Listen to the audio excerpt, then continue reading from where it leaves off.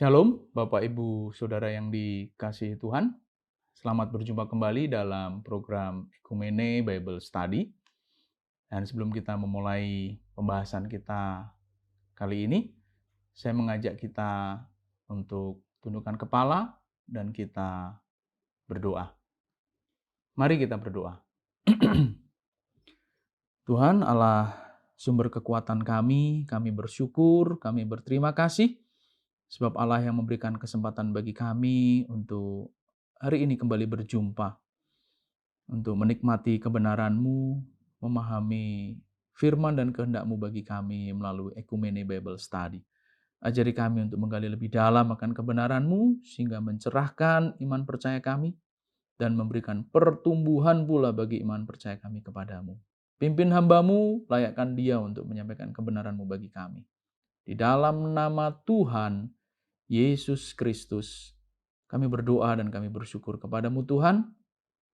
Kami mulai acara ini dengan penuh syukur. Haleluya. Amin.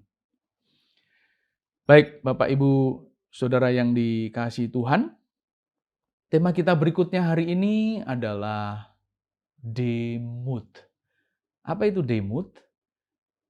Pada perbincangan kita sebelumnya, pada pembahasan kita sebelumnya, kita membahas kesegambaran manusia dengan Allah Sang Pencipta sebagai sebuah keistimewaan yang dimiliki oleh manusia. Dialah blueprint dari Allah Sang Pencipta alam semesta itu. Yang di dalamnya manusia memiliki pikiran, perasaan, dan juga kehendak. Pikiran memampukan manusia untuk mengalkulasi, merencanakan, dan mengembangkan kehidupannya menjadi jauh lebih berkualitas dari kehidupannya yang sebelumnya. Baik kehidupan dirinya dan juga kehidupan sesama, serta kehidupan alam semesta ini. Karena tugas itu dibebankan kepada manusia. Tetapi bukan hanya pikiran, manusia juga memiliki perasaan, sehingga kepedulian ada dalam diri manusia. Kerelaan untuk berpikir bagi kesejahteraan dan kebahagiaan sesamanya, makhluk lain, dan tadi seluruh isi alam semesta pun diupayakan oleh manusia. Namun bukan hanya itu. Keberanian untuk memutuskan dengan adanya kehendak dalam diri manusia itu menjadi dimiliki oleh manusia. Manusia memiliki kemampuan untuk mengambil keputusan. Selain itu, manusia juga dengan kehendak itu diberi kemampuan untuk bertanggung jawab. Ya, menghadapi dan menerima setiap resiko dari setiap keputusan yang dia ambil. Disitulah kedewasaan dan keluhuran manusia terlihat dibandingkan dengan makhluk lain. Dia tidak lempar batu sembunyi tangan. Tapi kalaupun dia yang lempar batu, dia yang mengaku, saya yang lempar batu, Pak. Kenapa? Supaya Bapak tidak terkena bencana yang lebih besar. Contohnya begitu. Dan pada episode sebelumnya kita sudah membahas itu. Dan hari ini, ya, kesegambaran itu menjadi lengkap ketika kita membahas bagian yang lain dari keistimewaan yang dimiliki oleh manusia. Bahwa manusia bukan hanya diciptakan segambar dengan Allah, tetapi manusia juga diciptakan serupa dengan Allah. Dan kata demut itulah kata dalam bahasa Ibrani yang mewakili keserupaan manusia dengan Allah. Orang Ibrani menggunakan kata demut untuk menjelaskan kata resemblance, kemiripan. Jadi mulai terlihat ini, ya, bentuk fisiknya, nyatanya, bentuk nyata dari blueprint tadi. Ya. Dan ini luar biasa. Arti berikutnya dari kata demut ini adalah concretely, nyata, terlihat nyatanya. Realnya seperti apa? Concretely. Kemiripannya itu betul-betul nyata. Ini loh. Nah, orang Jawa punya satu istilah yang mewakili itu. Blegernya itu ketok. Blegernya ketok. Bentuknya kelihatan. Karena apa? Dia mirip, terlihat jelas, nyata, konkret. Dan itu pula yang menjadi arti berikutnya dari kata demut. Model, bleger itu tadi. Mantap orang Jawa kalau ngomong itu. Bleger itu bentuknya kelihatan. Shape arti berikutnya.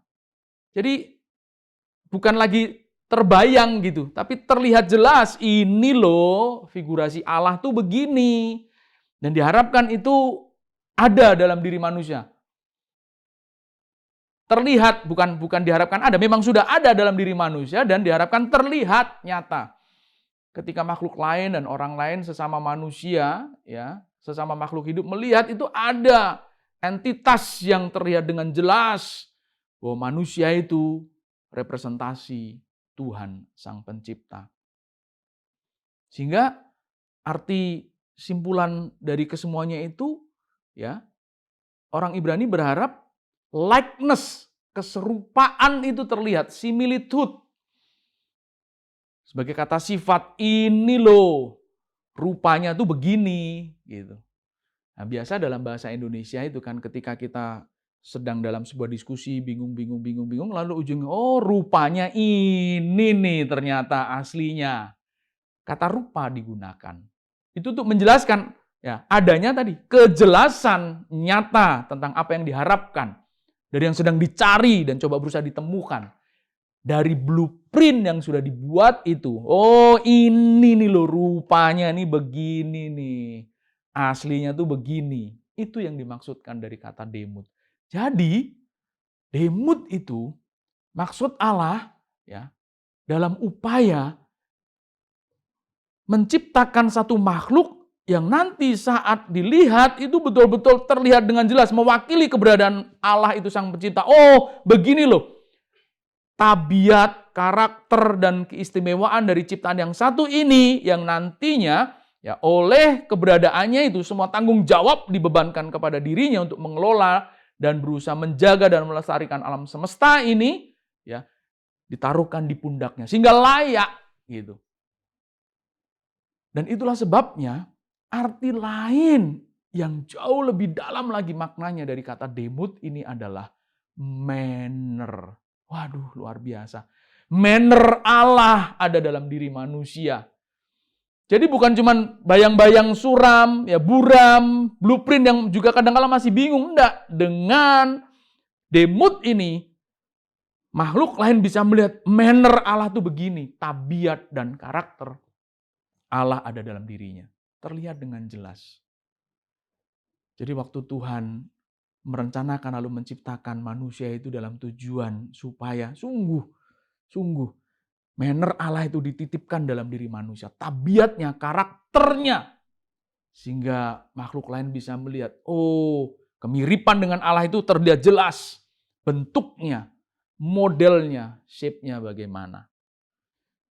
Nah, pada bagian ini kita menjadi sadar bahwa ada proses untuk pada akhirnya semua manner Allah itu terlihat jelas dalam diri manusia, ya. Itu membutuhkan proses perjalanan waktu dalam kehidupan manusia ini, ya. Akhirnya membuat manner Allah itu terbentuk. Wah. Lalu kemudian termanifestasi dengan jelas.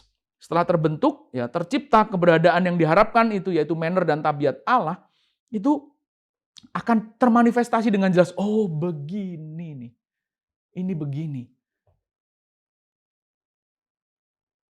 Bagaimana supaya ini bisa terjadi dan bisa terlihat, termanifestasi dengan jelas? Waktu hidup manusia itulah yang dianugerahkan kepada setiap kita yang memang menyebut diri sebagai manusia. Syukurnya manusia itu bukan hanya sekedar jadi sigot lalu selesai. Jadi janin lalu selesai. Jadi bayi lalu selesai. Tidak. Adanya pertumbuhan itu membuat demut ini semakin hari semakin nyata, semakin hari semakin jelas, dan semakin hari semakin berkualitas. Itulah gunanya manusia diberi kemampuan untuk bertumbuh. Karena apa? Makhluk hidup kita. Pada episode sebelumnya saya sudah jelaskan bahwa ciri utama dari makhluk yang disebut sebagai makhluk hidup itu adalah salah satunya apa? Mengalami pertumbuhan. Dan istimewanya manusia bukan hanya sekedar mengalami dan memiliki pertumbuhan fisik, tetapi batin, ya, tabiat dan karakter manusia itu juga mengalami pertumbuhan. Di mana? Di dalam dirinya, tetapi dengan cara bagaimana dan melalui apa? Melalui perjalanan waktu di dalam kehidupan nyata itu. Proses hidup manusia membentuk dirinya. Blueprint yang sudah dirancang dengan baik itu, ya, diimplementasikan dalam hidup nyata, coba berusaha diterapkan, tetapi waktu diterapkan dia tidak tiba-tiba langsung lalu tiba-tiba baik, tidak. Kenapa? Karena manusia ternyata dari bayi. Bayi tidak tiba-tiba langsung bisa berjalan dan berlari, bukan? Bayi ternyata tidak bisa tiba-tiba lalu memiliki kesadaran. Tidak, ada proses. Dan ini yang membuat Demut menjadi sangat istimewa. Terus lewat proses kehidupan itu dibentuk. Wah, dibentuk. Ya. Shaping. Ya. Pembentukan itu terjadi. Dan ini menjadi cocok dan tepat dengan logika tentang karakter manusia. Manusia itu ternyata memiliki 3 unsur utama yang berkaitan dengan hal itu. Yang pertama itu watak. Watak ini terwariskan. Genetik itu kita mewarisi watak dari orang tua kita. Given itu. Ada keras, ada lembutnya, itu warisan dari orang tua. Kebiasaan-kebiasaan tertentu itu mirip sekali dengan orang tua kita. Ya. Dan itu tidak bisa dipungkiri. Dan ilmu psikologi menjelaskan itu. Tetapi ada karakter. Nah, tapi sebelum bicara karakter, watak ini, ilmu psikologi menjelaskan itu given. Dan orang Jawa punya istilahnya untuk ini. Ya, kebetulan saya orang Jawa. Ya, bukan sebuah kebetulan ya, memang saya terlahir orang Jawa. Ya, orang tua saya Jawa. Orang Jawa punya istilah. Watuk iku iso diobati. Tapi watak iku angel obai. Batuk itu dalam bahasa Jawa watuk. Watuk itu iso diobati. Tapi watak itu angel wahe atau angel obahe. Susah dirubahnya. Watak itu susah dirubahnya karena given di situ.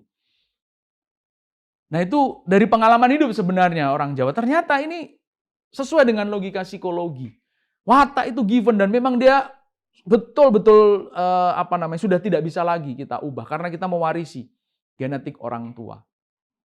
Sedikit keras dari mama kita, sedikit lembut dari papa kita, pemikir dari papa kita, pemikir dari mama kita, itu given. Tapi kita punya karakter. Nah, karakter ini ternyata bisa dibentuk. Karakter ini yang mampu mewarnai, ibarat kata menjadi selimut berikutnya bagi watak. Karakter ini menjadi selimut bagi watak. Ya, inilah hak prerogatif kita yang membuat hidup kita dapat kita tentukan kepada arah yang lebih baik atau lebih buruk. Karakter itu, dan karakter ini dalam bahasa Latinnya menggunakan karakere yang artinya to engrave. Ya, dipahat. Nah, betapa logika ini sejajar dengan logika Demut itu. Dibutuhkan proses pemahatan. Wah. Bahasa teknis itu diketrik. Di bahasa Jawa lagi itu. Di pelan-pelan, diketok. Ya, tadinya nggak jelas. Ya, batu itu mau dibikin patung nggak jelas. Tapi terus perlahan demi perlahan, seiring berjalannya waktu, akhirnya semakin terlihat. Oh, ini tangannya. Oh, ini kepalanya. Oh, ini badannya. Oh, ini jari jemarinya, akhirnya terlihat jelas modelnya seperti apa. Concretely, ya, shown, dengan jelas terlihat. Oh, ini nih menjadi masterpiece, karya cipta yang indah. Orang bisa melihat ini baru namanya manusia yang merupakan wakil Allah. Terlihat dari apa? Karakter yang terbentuk nanti. Oh, lewat apa? Kehidupan itu. Lewat apa? Pengalaman di dalam kehidupan yang membentuk dirinya. Jadi kalau ada kalanya saudara berselisih paham dengan sahabat, dengan orang tertentu, atau jika berkeluarga dengan suami, istri, atau anak-anak, wajar, jangan takut untuk harus berbeda pendapat. Kadang-kala juga ada selisih paham di situ, itu wajar. Karena firman Tuhan berkata, besi menajamkan besi, manusia menajamkan sesamanya. Itu demi membentuk demut kita. Keserupaan kita dengan Allah terlihat. Oh, kalau ada masalah, sabar. Jangan gegabah, Jangan sembrono, dipikir dulu, dicermati, dipertimbangkan, baru diputuskan. Lihat betapa indah ini. Luar biasa sekali. Dan proses itu kita lewati di sepanjang umur hidup kita. Kita lewati di sepanjang umur hidup kita. Akhirnya terbentuklah karakter kita. Ini loh, oh ini nih Pak Andri, itu karakternya begini. Dari warisan bapak dan ibunya, lalu dia memilih untuk membentuk karakternya.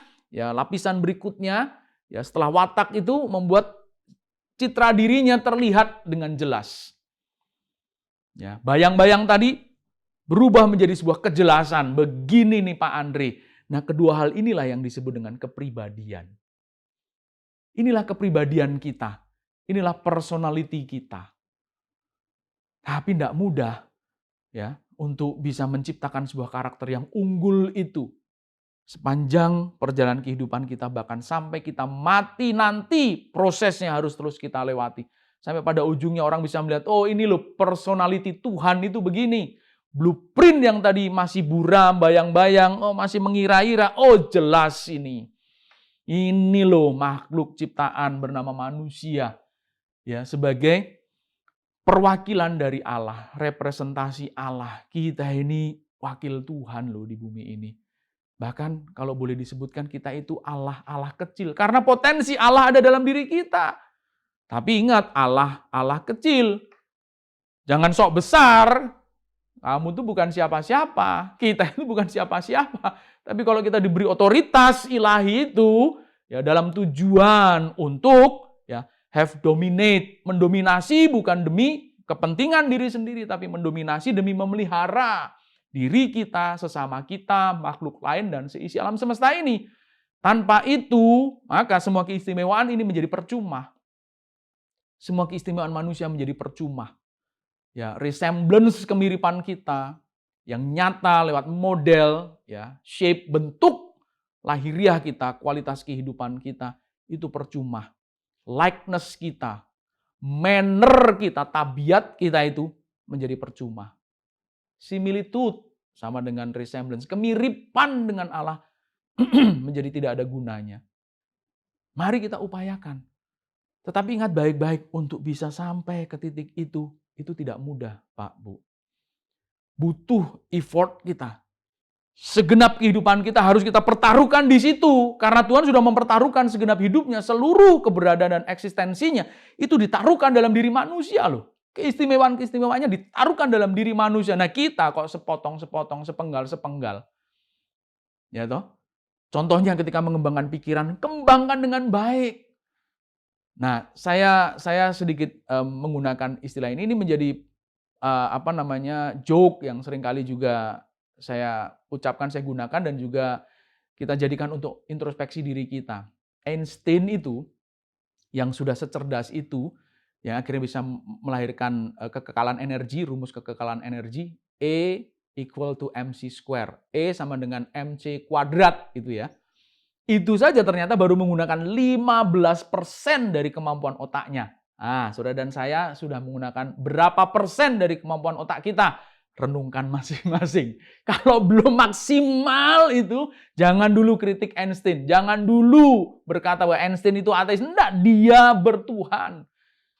Dia mengucapkan kalimat-kalimat yang mewakili pengagungan dia akan Tuhan. Padahal dia sudah secerdas itu. Newton juga. Newton itu kagum dengan penciptaan alam semesta ini. Sehingga dia membuat replika tata surya. Dan ketika temannya datang ke laboratoriumnya, saat melihat replika yang dia ciptakan itu, temannya ini tidak percaya kepada Tuhan. Lalu kemudian dia amazed. Waduh, hebat sekali ini. Siapa ini yang menciptakan ini, replika ini? Lalu Newton dengan sedikit berkelakar berkata, enggak ada yang menciptakan. Tiba-tiba ada aja tuh dengan sendirinya.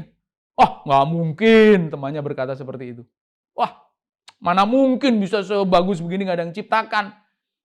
Kamu lihat replika begini aja sudah meragukan kalau itu nggak mungkin, kalau nggak ada penciptanya. Nah, alam semesta yang sehebat ini lalu kamu meragukan bahwa memang itu tidak ada penciptanya. Meragukan bahwa ada penciptanya. Betapa aneh itu. Jadi nggak mungkin alam semesta ini nggak ada penciptanya. Lalu temannya itu tersenyum kecut dan lalu tidak melanjutkan pertanyaan dan perbincangannya. Dan di situ sebenarnya sebuah tohokan yang keras bagi kaum ateis yang tidak percayakan adanya Tuhan. Berulang kali saya menegaskan ini demi menjelaskan that God is real.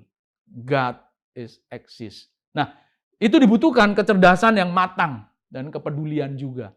Jika tidak, maka sia-sia.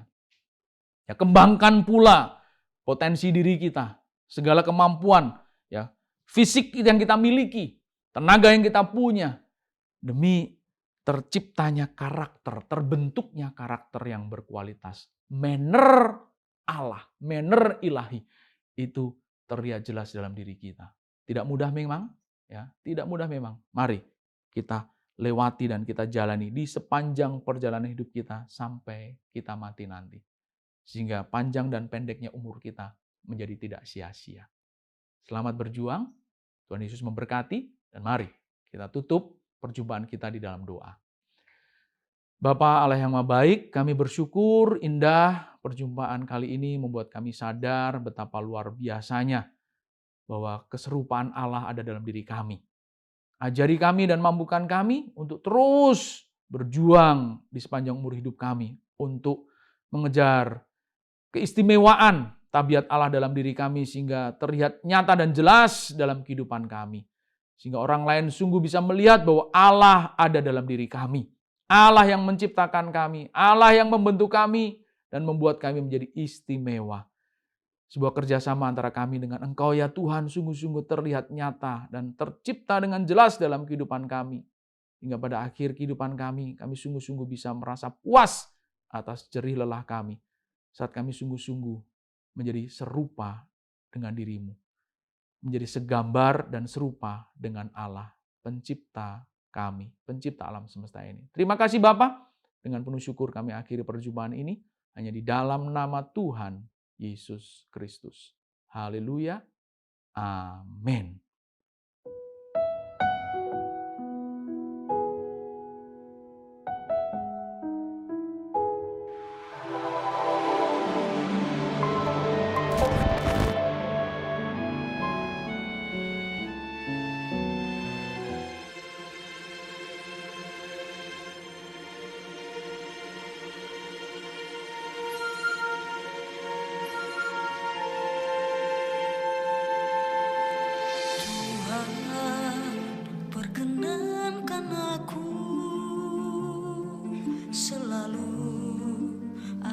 Di sampingmu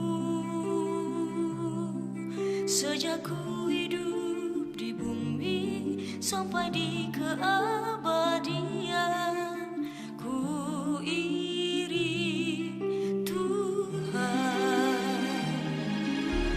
Tuhan, ku pegang janjiku setia sebagai sahabatmu, senantiasa bersama menunaikan tugas Bapa selesai akhirnya. Ku sadar hidup kudus tak bercelah, takkan lagi aku cinta dunia cinta, ajar ku bawaku Tuhan dalam perjuanganku.